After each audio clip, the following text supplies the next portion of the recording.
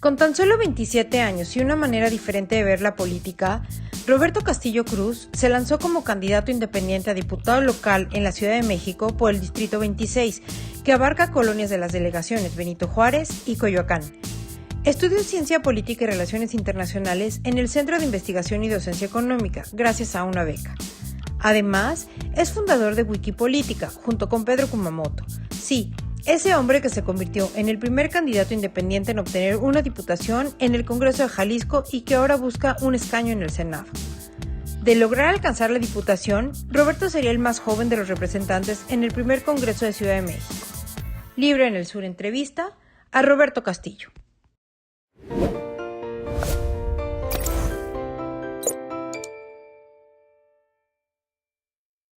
Roberto, ¿cómo estás? Muy bien, ¿y tú qué tal, Francisco? Bienvenido a Libre Muchas del Sur. gracias. Oye, tú estás sorprendiendo con tu candidatura independiente allá en el Distrito 26.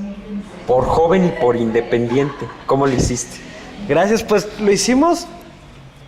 Venimos de una generación, los que estamos construyendo esto, que salimos a las calles en el 2012 con 132, que luego vino Ayotzinapa y también ahí estuvimos desde las calles, en manifestaciones, también desde iniciativas ciudadanas, ¿no? Presionando por fuera de los partidos políticos, y que en 2015 tomamos la iniciativa de lanzar una candidatura independiente, la de Pedro Kumamoto, allá en Jalisco.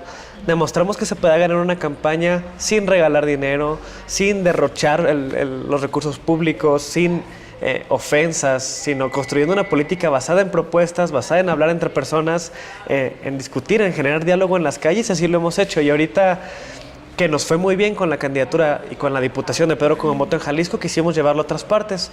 Una de ellas aquí en el Distrito 26, bueno, aquí cerca en el Distrito 26, que es parte de Coyoacán y parte de Benito Juárez, y empezamos así, tocando puertas, 30 personas, ahorita más de 200 voluntarios que todos los días salimos a las calles en las distintas colonias a hablar con vecinas y vecinos. ¿Cómo lo hicimos? Haciendo lo que los partidos han dejado de hacer, que es tener conversaciones y diálogos reales. Nosotros no ponemos espectaculares, no tiramos basura con folletos que nadie lee, sino buscamos hablar con la gente real, en los semáforos, en los mercados, en sus casas, tocando y caminando las calles como creemos que la política se debe hacer. Creo que así es como se debe hacer las cosas, no regalando dinero, y es lo que hemos hecho hasta ahorita. ¿Cómo ves las cosas en estas dos delegaciones? Pues dos delegaciones que han sufrido, bueno, en la Ciudad de México en general ha sufrido por el sismo del 19 de septiembre, Coyoacán y Benito Juárez, que llevan años, ¿no?, de gobiernos que de alguna manera se han enquistado ahí, y que la gente está harta, está cansada de una clase política que ya no responde a sus necesidades, que no se sienten escuchados ni representados, que se presentan en las campañas a sonreír, pero que después de las elecciones ya no vuelven otra vez a seguir, ¿no?, con problemas graves como la presión del mercado inmobiliario, la corrupción entre constructoras, gobiernos delegacionales y la jefatura de gobierno, que permiten megadesarrollos en lugares donde ya no se debería de construir o no debería construirse de esa manera, que se expulsa a las poblaciones originarias como el pueblo de Joco, un caso, ¿no?, con Mítica, pero más en otras partes del Distrito 26, que le ha dolido mucho la corrupción, y que hoy en día quienes están representando, quienes están en las tomas de decisiones, no han hecho mayor cosa para resolver esos problemas. En el Congreso, ¿qué habría que hacer para modificar el curso de las cosas en materia de desarrollo urbano? Pues el Congreso requiere varias cosas. Lo primero y lo más básico es que sea abierto de verdad. Hoy en día tenemos una asamblea legislativa que se hace llamar Parlamento Abierto, pero que Parlamento Abierto no tiene nada. Supongo que tanto tú como periodista como nosotros el año pasado que propusimos alcaldías abiertas, te topas una asamblea legislativa oscura, que se hace llamar abierta, pero que realmente hace foros a los que invita a algunas cuantas personas en lo oscurito para discutir a veces, pero que realmente no hay una discusión amplia de las leyes que se nos van a aplicar a las personas, entre las vecinas y vecinos, que las políticas se implementan de arriba hacia abajo sin que haya mayor difusión o mayor diálogo entre las personas, y es justo lo que hay que empezar a cambiar en el Congreso. El Congreso tiene que ser abierto, tiene que responder a las personas y no debe decidir en acuerdos bajo la mesa y en lo oscurito. Y eso también tiene que pasar con el desarrollo urbano de la ciudad.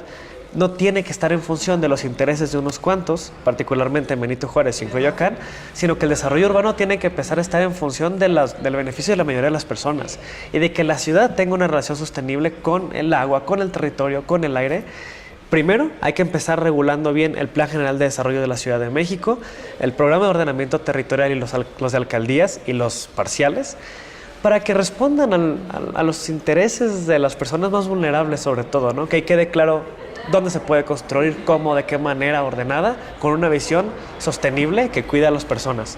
Y lo otro, el sistema local anticorrupción, ya me estoy extendiendo mucho, pero el sistema local anticorrupción, porque hay mucha normatividad de construcción que hoy en día se viola, aunque la ley diga que tiene que hacerse de tal manera, se hace de otra forma, porque se pagan cosas para que no, se sea. no es que la ley dé amplios márgenes para Exacto. construir, sino que hay otro tema.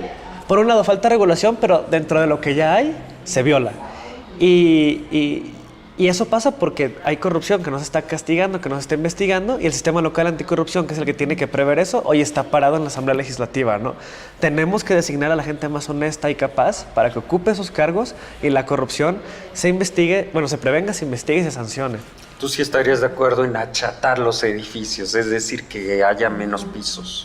Más bien, tiene que haber densificación ordenada. Hay lugares donde tal vez sí puedes construir más pisos, otros donde no se puede por el cómo está el subsuelo, pero que hoy en día no lo sabemos porque no hay un atlas de riesgo con datos abiertos que todo el mundo conozca.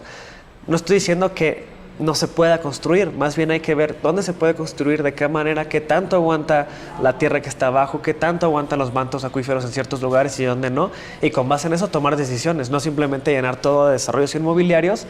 Cuando llegas y pones un mega desarrollo o pones 20 pisos donde no deben de haberlo, donde por sí el subsuelo ya es frágil, donde se ha explotado el manto acuífero, entonces se crean estas cavernas que están huecas, pues obviamente el subsuelo se pone muy frágil. Y cuando además los edificios no cumplen la normatividad de construcción del grueso de las varillas, de cómo debe ser construido, pues es una receta para el desastre. ¿Qué pasa? Por un lado, porque no había planes o instrumentos de planeación adecuados que marcaran dónde se podía construir y dónde no, pero que aparte la normatividad que sí estaba pensada para prevenir esos casos no fue respetada, ¿no? Por colusión entre quien gobierna y quien quiere construir. Muy bien, Roberto. Muchas gracias. Muchísimas gracias a ti, Muchas Francisco. Gracias.